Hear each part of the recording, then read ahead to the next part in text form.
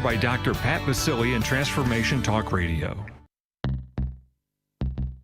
Had enough of the been there, done that ideas? Tired of too much talk and so little action? Rewind now and welcome to Transformation and Change Radio with Dr. Kathy Obear, where the vision of true equity, inclusion, courage, and purpose meet powerfully. Dr. Kathy delivers with dynamic, engaging conversation and the most authentically brave dialogue on air today. This hit show will challenge you to explore current issues of diversity, equity, and inclusion and deepen your capacity to choose courage to speak up to greater inclusion in everything you do.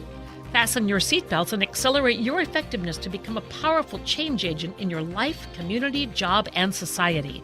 Imagine true equity and inclusion and get the tools to really manifest your vision.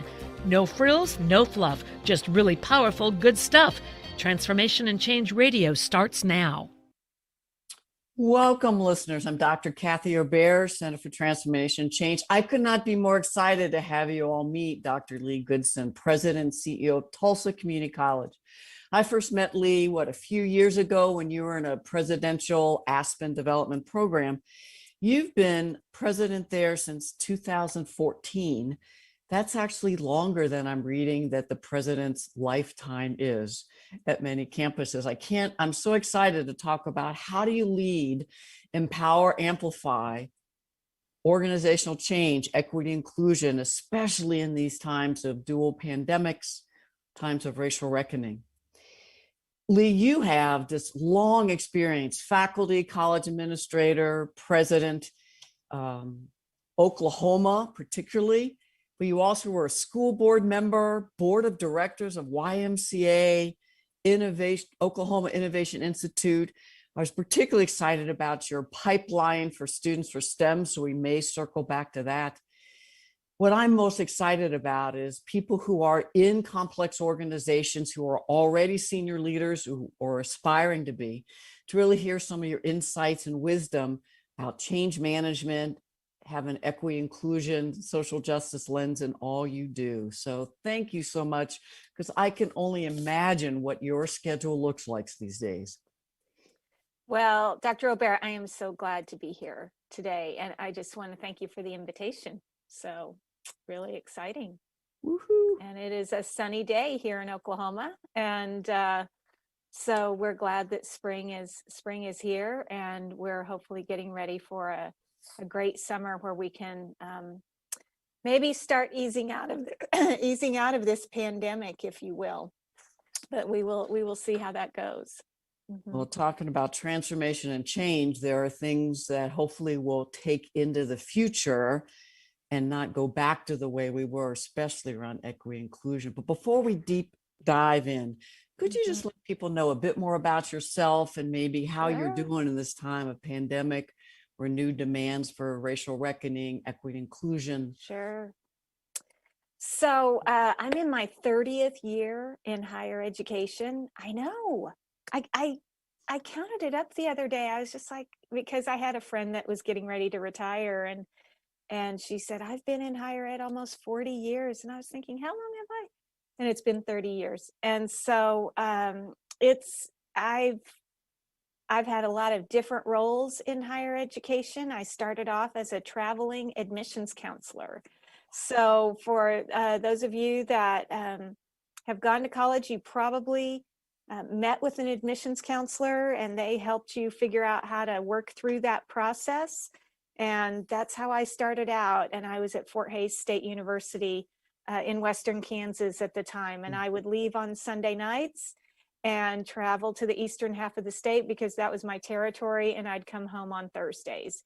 And I loved that role. I would visit anywhere between 4 and 6 high schools a day, and I got to know all 120 high school counselors in the area, and it was just it was great. It was fun. It was a great way to enter higher education, and there's a lot of enthusiasm around that role. And so I just really enjoyed it. My career, if you will, has been just progressively responsible, and I've been really lucky to have a lot of different experiences in different types of institutions. So Fort Hays State is a regional state institution. Then I went to Oklahoma State's main campus in Stillwater, Oklahoma. Then I was still with Oklahoma State at the medical school in Tulsa, and there was also a branch campus, and I did some work with them. And then I came to TCC as the president, and this is my first experience at a community college, and I've been president for 7 years now. And certainly my work as a school board member helped with that. And so it's been great to take some of my experience and apply it to this role and learn so much about community colleges and what our purpose is here. And it's not just access, it's access and completion is what we've been really working on here at TCC over the last 7 years. And TCC has a long history of and a great foundation here in the community. And so just so much has been here to build on. In terms of the pandemic, I think it's been hard for everybody. I haven't spoken with a single president that feels like this has been easy or feels like it's been anywhere near normal. The word I hear from a lot of my colleagues across the country is exhaustion, fatigue.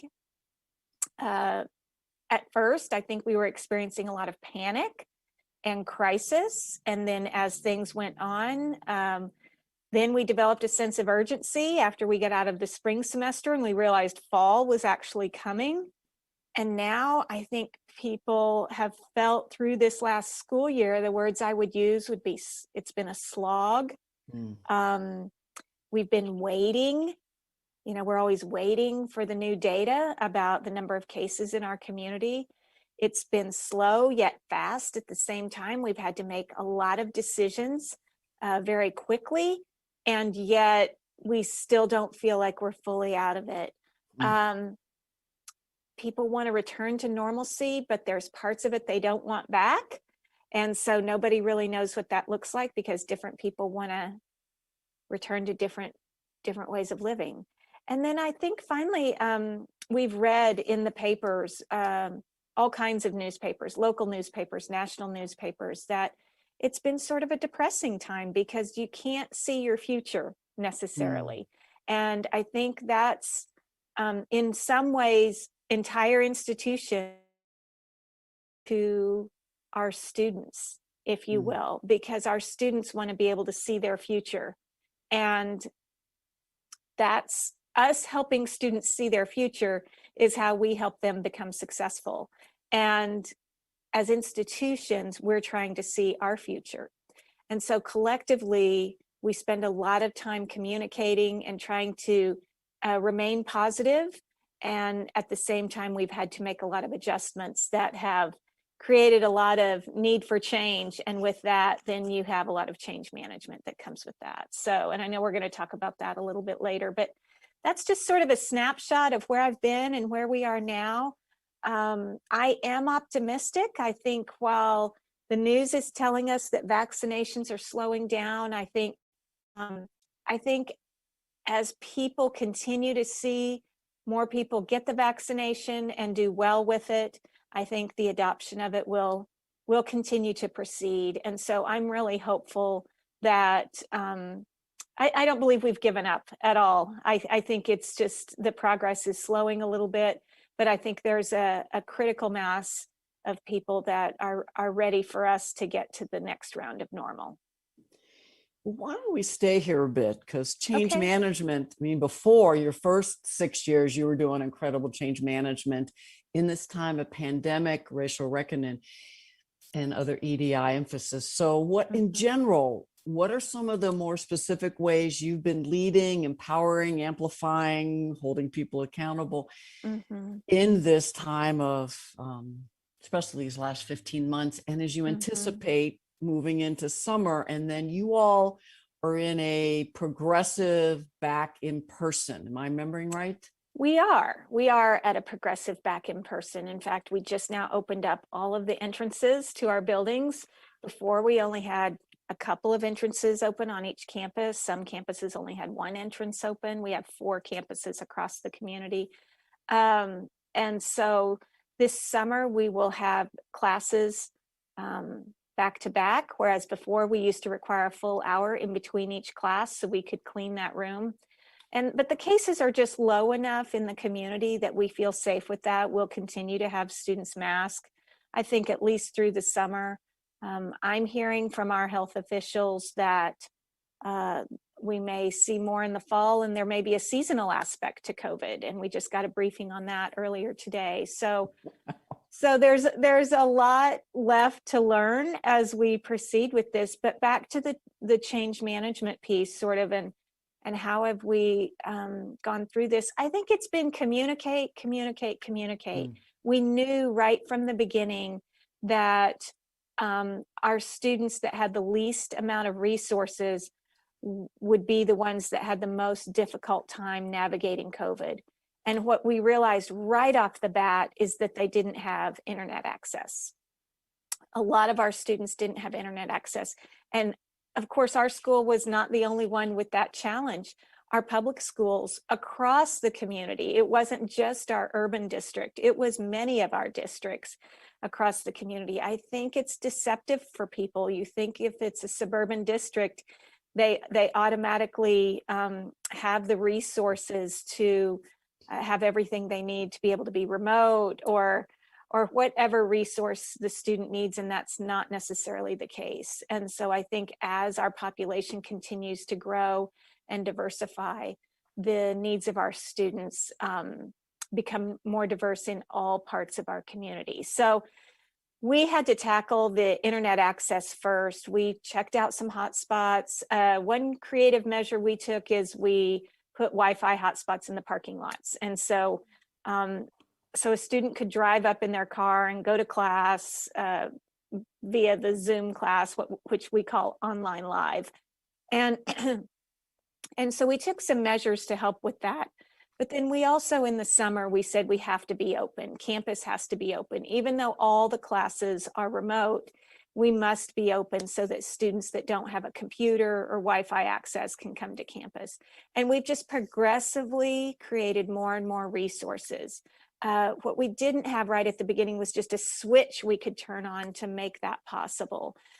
But as we've gone through the pandemic, we've been able to prioritize that even more. I think communicating with faculty, staff, and students at every turn has been really important to our success during the pandemic. We started off with the TCC Today, where we published a newsletter every day. Wow. Every day, and it was scrolling. So we would add articles to it at the top, and it was a scrolling newsletter, but we just really stayed on top of the communication to make sure that people were informed about different things.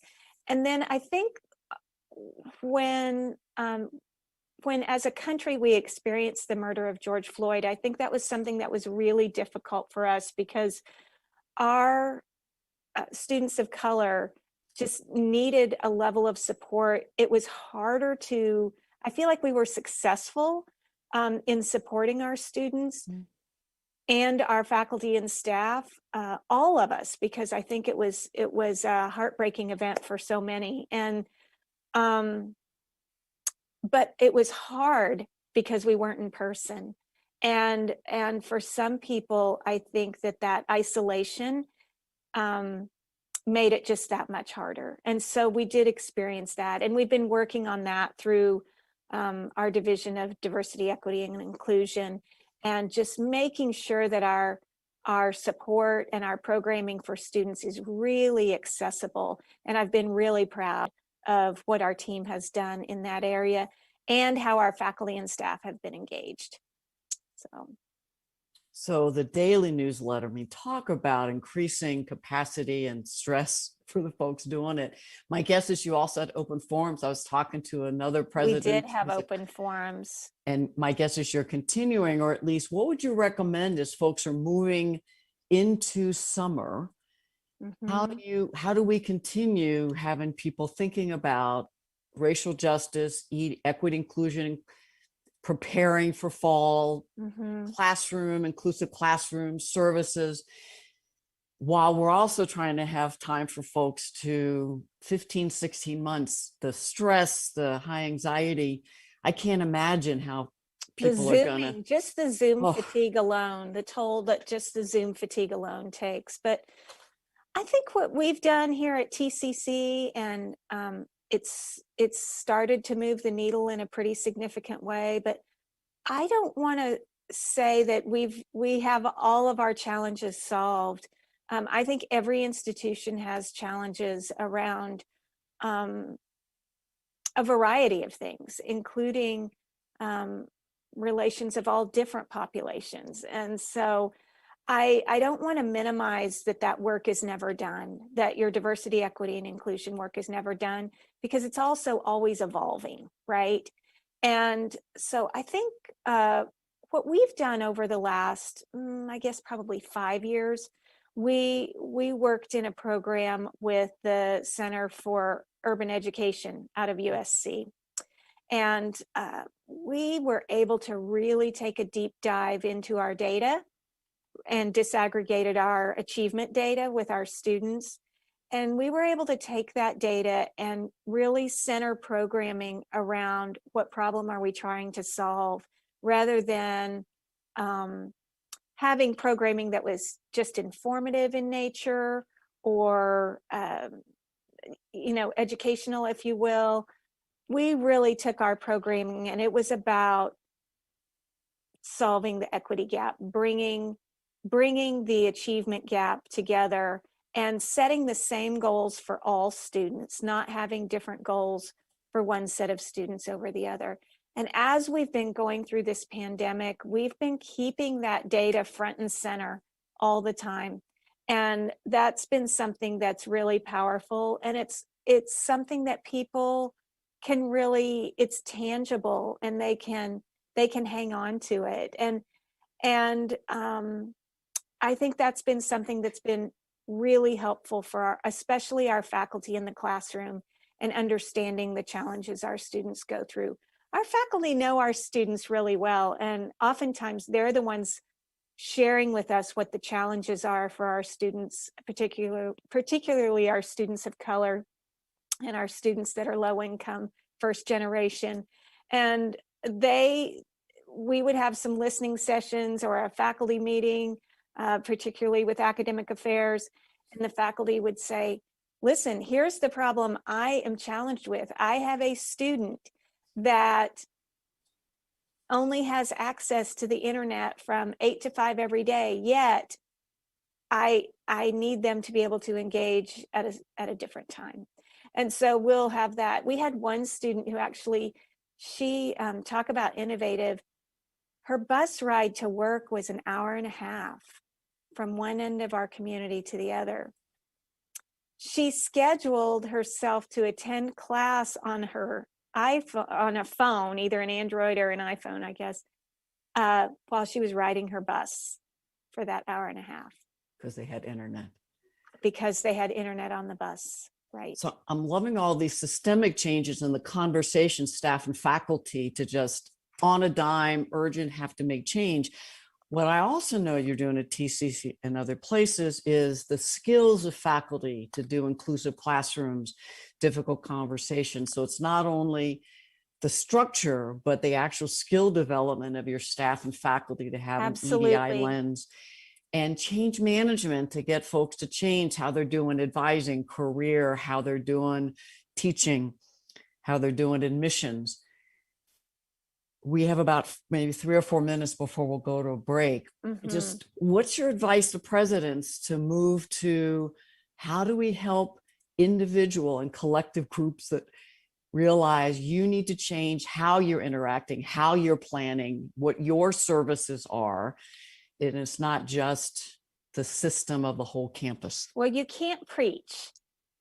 You can't preach your way to closing the equity gap. You have to share the data. You have to, what environment are you trying to change? You're trying to change the academic environment so that the equity gap can close at that point, rather than having to wait for it to close in the workplace, right? And so sharing data, talking about best practices. We have annually a program called culturally responsive pedagogy. So good. And so we have a variety of national um, education experts that come in and have sessions, and we have plenary sessions, and we have smaller breakout sessions that help our faculty, and really faculty across the state, because we invite all of our colleagues from across the state. We have a donor that pays for it, so we can invite as many people as can fit into the banquet hall, and we even hosted it virtually this last year. But just meeting them where they are. This is how faculty learn how to teach. They learn through understanding the pedagogy and helping them in the language that they usually speak. And so just understanding the differences and really creating a safe place to talk about what happens in the classroom.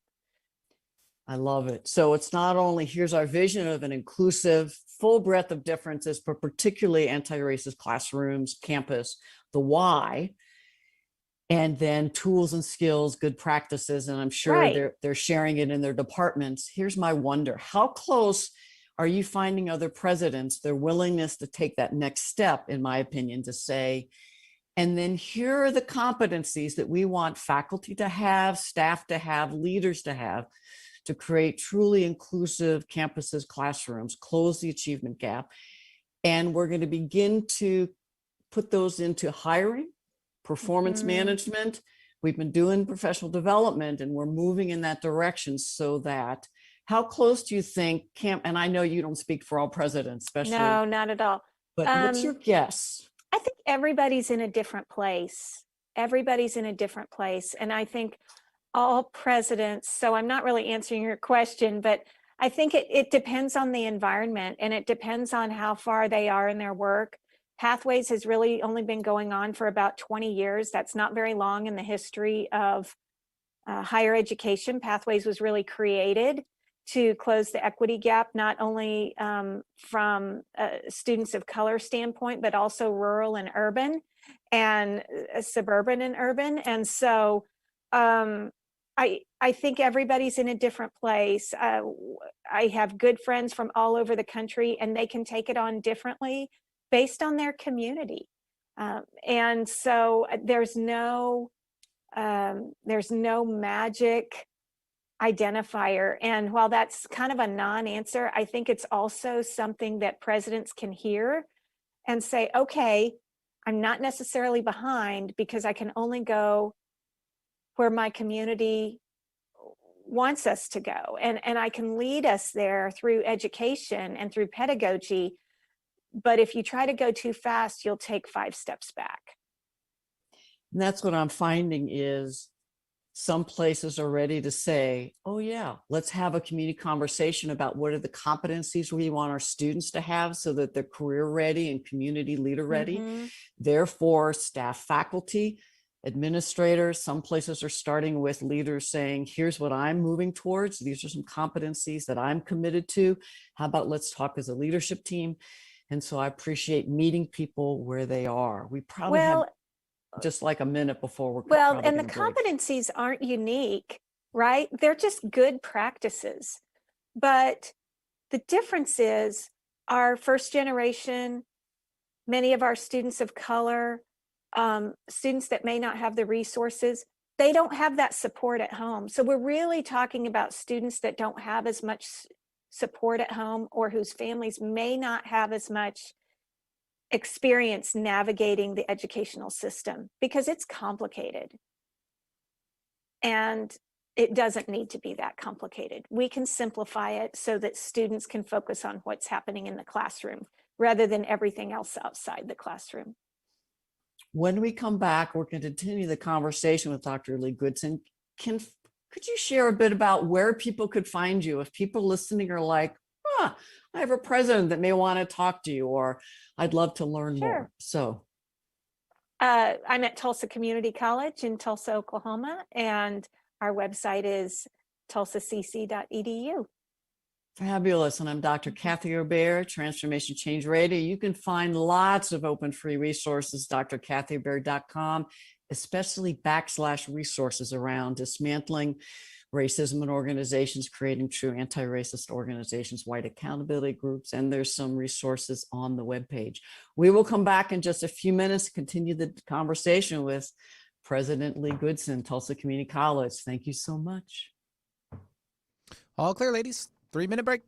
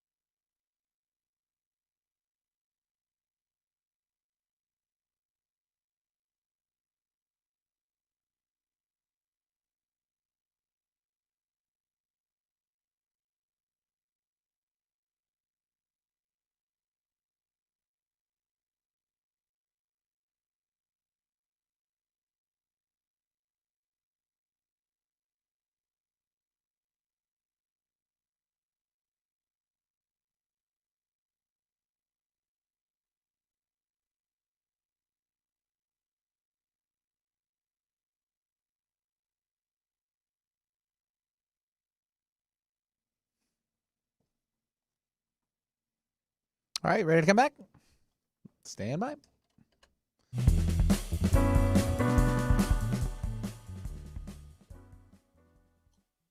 Welcome back to Transformation Change Radio. I'm Dr. Kathy Obear, and so excited to continue talking to Dr., CEO, and President Leigh Goodson, Tulsa Community College.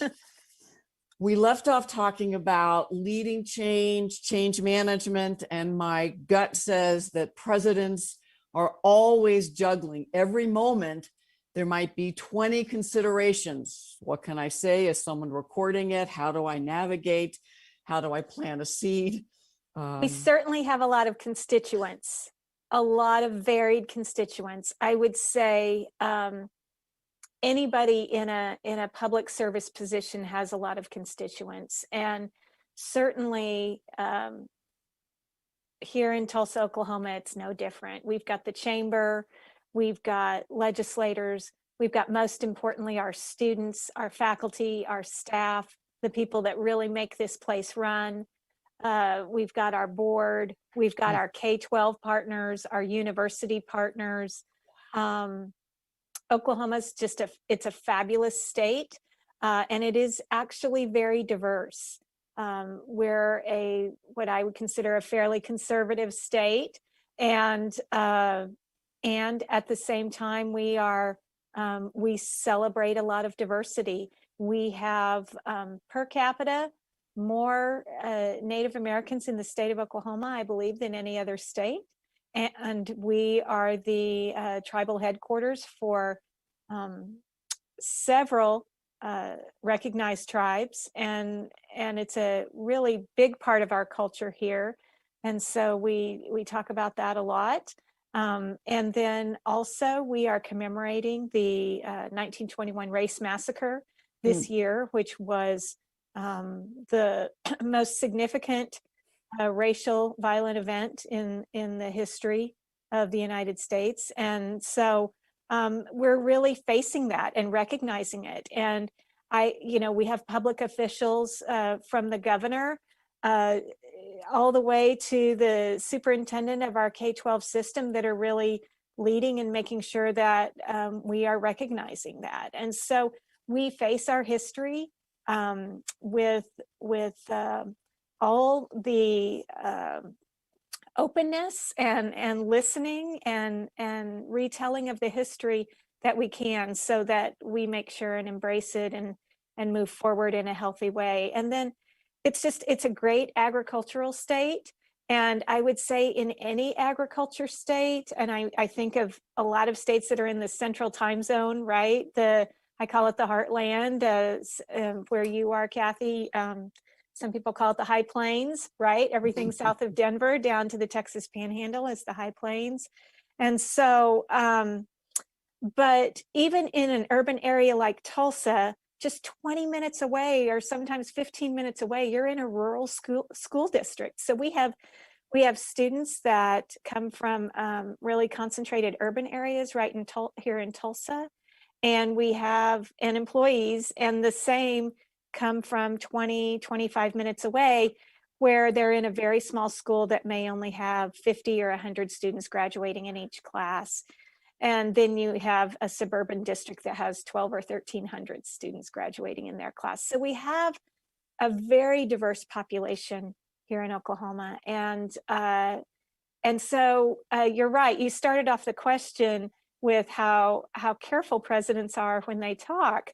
And I think that's just a skill that you develop when you're a public official, because you want to keep your doors open and you want to work with everybody, because that's the only way to really benefit your students, is if you have good relationships on behalf of the college with everybody that you need to work with to benefit students. And balancing that with the vision, because as we talked at the end of the first half, the vision of serving all of our students, closing the achievement gap, making sure we understand all the different intersecting identities, but particularly our students from our marginalized identities, and recognize that sometimes our systems are set up to benefit students from more privileged identities. And how do we shift our programs, practices, policies to make sure they are truly equitable, have true success, and our staff and faculty, full breadth of differences, really a place to thrive. How did I do extroverting a vision of an inclusive, equitable campus that could be bought in by most of the staff, faculty at most campuses and universities you know about? I think you did a great job. I think you did a great job of that. And I think sometimes presidents, I'm going to say this, I have to meet with a lot of legislators and public officials about policies that are coming down the pike. And sometimes I'll hear presidents say it's difficult to communicate that message. And I sometimes I agree with that, but really, I think it's about connecting the dots, right? It's about everybody having the same opportunity to earn a family sustaining wage. And it's really about economic development. It's about having the proper workforce. So I think it's sometimes the economic development people and the people that are talking a lot about economic development and the people that talk a lot about social justice are using very different language, but the outcome that they both are looking for is not that different. And if you can connect those dots for public policy makers, it's really helpful to everybody. And so that's something that we really, as presidents, really work on. You really have, and that's one of the reasons I was so attracted to you, some capacities and skills that 35 years ago when I was in student affairs at a university campus, and I find folks that lead with social justice, racial justice, advocacy, activism, whether it's inside an organization of higher ed, K-12, or outside. Mm-hmm. You're helping me see that senior leaders, but particularly presidents, may have capacities that along the way other folks could develop so that there are more bridges. I think we need folks that are just holding clear, talking about the changes that need to happen internally and externally, and absolutely pushing. And the bridgers, and maybe the presidents that are, I don't have your metaphor yet, spoke of the wheel, but what are some of the challenges and opportunities? You've talked about some, either in Oklahoma or other places, for presidents with all these constituencies, rural, urban, suburban. Just where do you want to go that you haven't shared yet? Because there's so much. I think what we're asking our faculty to do, which is meet every student where they are, is no different than what we have to step up and do ourselves, which is meet each constituency where they are. And we have to be the vehicle for communication to show communities, show different parts of our community that really our end goal is similar at a minimum and the same for the most part, which is we want people to have access to education. We want them to be able to complete their education, and we want them to be able to move on to a family sustaining wage so that they can thrive, and we can have what we call at TCC, our educated, employed, and thriving community. So if it's about keeping your eye on the prize. And that doesn't mean that we don't need all types of communicators in the system, but you've got to have that catalyst to help everybody connect the dots so we can get closer to the same page. And we had a question come in from folks to say, so how do you measure success? And there are so many measures. But as you're asking staff, faculty, even students to measure their success, as you're working with your senior leaders and constituencies who might be funding or not based on success. Right.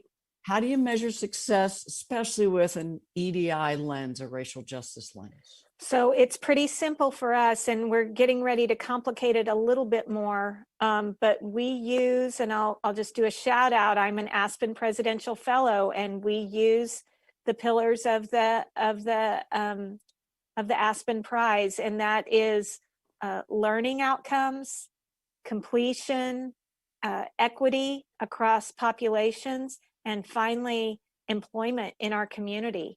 And so when they are assessing institutions as to whether or not they have achieved great things in their community, those are the things being measured. So that means you have to have a robust assessment system. That means that you have to get students into the college and out of the college for completion. That means you have to have pedagogy and programs in place that close the equity gap. And that also means that you have to have mechanisms whereby your students either get jobs or successfully transfer to a university upon completion of their program here at Tulsa Community College. So that's how we measure ourselves. We have not been able to master the employment piece. We have mastered the transfer piece. So we're working with our local economic development organization to try to master the labor market outcomes piece. But that's how we measure ourselves. And it's pretty simple. And when you look at that, it's about a family sustaining wage, and it's ultimately about economic development and everybody having that same opportunity. and disaggregating all the data so that you're finding those points. Absolutely. And then, oh, wait, this department or this course we're noticing, and getting that data back so that folks can do the development intervention. Right. And we're starting to have deans and faculty chairs and even individual faculty that want their own data disaggregated so that they can see what they need to do in their individual classroom to be more inclusive. How much are campuses looking at the workforce, corporations, family businesses, nonprofits, K-12? Because what I know in my work is we can graduate folks that have EDI skills, that have a capacity to work in diverse teams, serve with a lens of serving the full folks they're here to serve. And yet they get into organizations, workplaces that are still very early in their development and have lots of microaggressions, supervisors that can't create inclusive teams. So do you think presidents are thinking, workforce development, we need to be working with our top 50 employers or 10 employers to help them develop the skills, same skills that we're teaching our staff and faculty? You know, I would say we haven't gotten that far here at TCC, and I love the direction you're going. Tulsa itself, I think in large part due to the commemoration of the race massacre. So trying to have some good things come out of something that was really bad, right?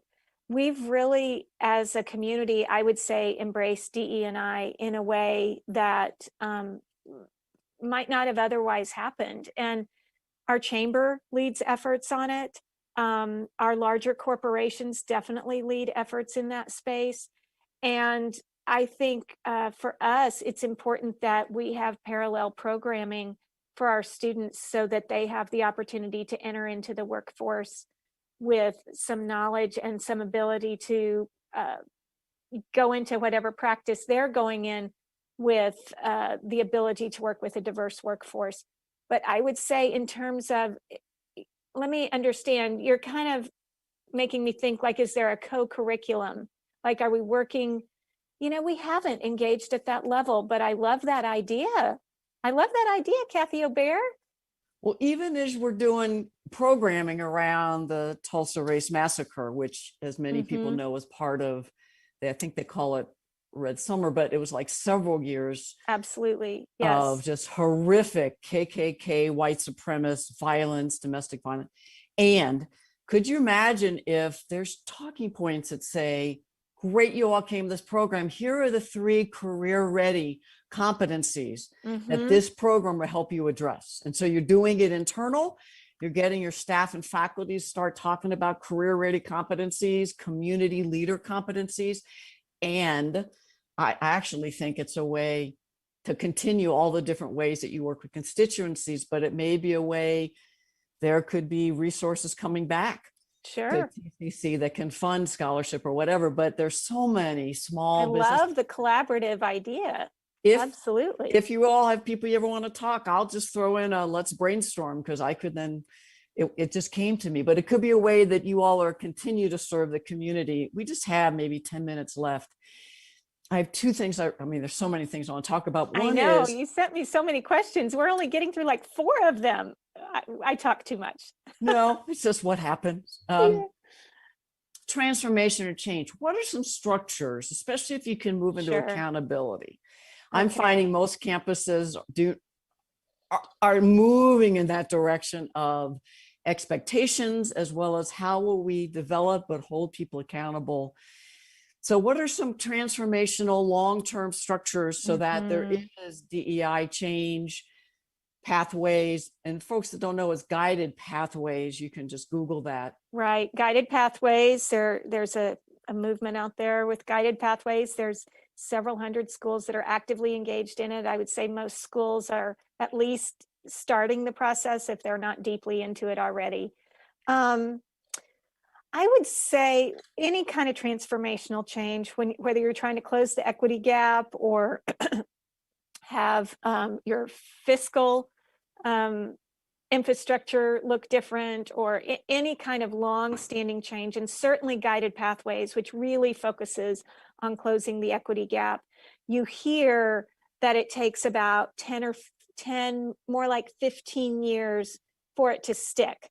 You make all these cultural changes of really focusing not just on to college, but to and through, and not just making sure they get through the first year, but making sure they finish. And that's a tall order for community colleges as open access. Remember that most community colleges are open access institutions. And so we receive students as they are, and we try to surround them with instructional benefits that help them get to and through. That kind of transformational change to really change the purpose of the college, because when we started community colleges long ago, it was about access, and now it's about access and completion, and the 4 Aspen principles of excellence. And so, which we talked about earlier, I would say leadership is really important, and not just at the president's level, but really at the team level, the executive team, the cabinet, whatever you call it at your school. I had a mentor that he was actually my VP of student affairs when I was a student at Oklahoma State University. It was Dr. Ron Beer. And he's a delightful person. He's retired now, but I have lunch with him maybe once a year, right? I drive over to Stillwater and have lunch with him. And I was getting ready to start this role. And I said, tell me your number one secret. And he said, Leigh, I think about talent all day, every day. He said, I think about my team. I think about the professional development that they're engaged in. I think about what kind of mentoring I've done with them. I think about where they are on our agenda, and do I need to bring them along further? Or are they pretty far on our agenda, and can they help me bring others along?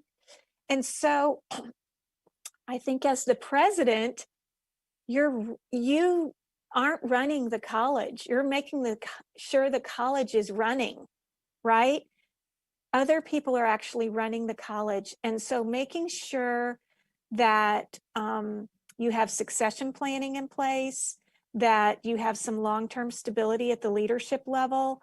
And that means you being an excellent mentor and teacher yourself. So I still consider myself an educator, and my students are just really varied in age, and it's a different classroom. So. And keeping in mind, again, all the competence, capacities folks need to reach that vision of equity, inclusion, closing the gap, graduation. Therefore, I love it. And then getting all the folks that you then supervise, mentor, to have people first, team first, because not everybody has that student affairs background and might come in. Right. Sometimes it's only the student affairs officer that's really keeping DE&I, equity gap, rural, urban top of mind, right? And it's got to be broader than that, or you won't be able to move forward. And building that into expectations, competencies that are in performance, a couple times a year, meeting with your team, what progress have you made? And 4-year universities have the resources to tie performance to then what monies come back to the division for different things. I'm not sure community colleges have that fluidity, community flexibility. Colleges generally aren't set up that way through their financial infrastructure, because our students are a little more fluid in their journey. So what I love about, as you've just shared so much about what it means to be a president, kind of what you think about, folks that are thinking of managing up and how do we make sure EDI, racial, social justice is a part of. My hope is you all heard some ways to bridge to the then. Right. You're really talking, economic development and social justice, the end outcome of a family sustaining wage is not that different. There are differences. I'm not trying to simplify it, believe me. There's a lot in common. There's a lot in common, and it really helps the conversation. Could you imagine if top leaders and all their social, racial justice folk on a campus that might be the ones that might be the more pushing types came together to say, what is our common vision? And not this is ours, but just what are we each, and then how do we, and then how do, I could imagine that could be a change management. Where I've really seen that conversation come together is here locally with our Chamber of Commerce. Could you, that's even broadening, Chamber of Commerce. I mean, I think what's really happening is from a corporate standpoint, people are understanding that a diverse workforce is more productive, and that that helps. That business and leadership case. People who are listening from other types of organizations, but K-12 and community colleges, technical colleges for sure. People that are more R1 universities may have a broader reach, but I think you can still pull some ideas from what we're talking about. Final question. If someone were an aspiring president, vice president now, or maybe they're coming from a different track, any final advice for folks that see that in 2, 3, and with all the retirements that are happening of presidents, it might come a lot faster. But what's your advice for new or aspiring folk? And by the way, I anticipate a lot more retirements from COVID. I mean, I hear some of my friends that are a little bit older than me, and they're just like, wow, this is exhausting. And so I think we'll see a lot of retirements over the next 5 years. I would say the power of yes. Just, I mean, when you're given an opportunity to do something, I would say be that person that says yes, if you can. I mean, you don't want to completely overload yourself. And, you know, we always know the most productive person is the person that you want to ask to do something. But get as many different types of experiences as you possibly can. I know our CFO here at Tulsa Community College, he was getting, right before the pandemic hit, he was getting ready to really embark on some better understanding of both the student affairs and academic affairs areas through some professional development and attending conferences. And I think he'll probably engage in some of that virtually going forward. But I mean, he just wants to know more, and right. And just, so I would just say, keep saying yes to those opportunities to learn, and vary your learning. Don't just stay in your lane in terms of what you're trying to learn. When you hear about something interesting, say, I want to learn more about that. Is there an opportunity to do that? And they may say, well, absolutely there is, and give you an example. And I would say get involved in the community. Absolutely. You, if you aspire to be a president, you will need to be able to have people that are in the community say that you're engaged in the community, and that is a positive thing. And so definitely diversify your network. Fundraising, so advancement, as well as maybe relationship with legislatures, just to legislative show... relations, fundraising, change management, strategic planning, board relationships. It's all very diverse. My listeners are probably like, I need a breath. And not just presidents. I think senior leaders need also, managers. So absolutely. Leigh, thank you so much. As we close, so appreciate all the wisdom and insights. Yes, I've had a great time visiting with you, Dr. Kathy Obear.